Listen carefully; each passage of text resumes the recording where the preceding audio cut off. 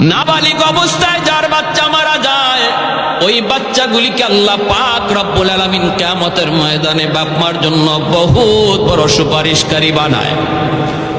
বাচ্চাগুলি আল্লাহর কাছে ডাক দেয়া কয়, মালিক, ও মালিক, তুমি আমারে দুনিয়াতে পাঠাইছো, পাঠানোর সময় আমার মা কত কষ্ট করছেন, জান বের হয়ে যায় অবস্থা।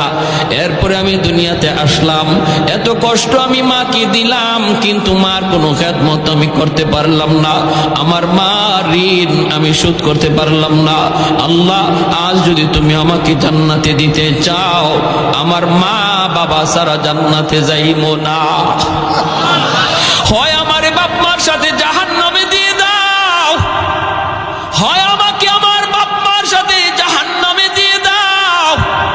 রব্বুল আলামিন তখন বলে, বান্দারে, আমি আল্লাহর আদত হচ্ছে জাহান্নামীকে জান্নাতে দেওয়া, কিন্তু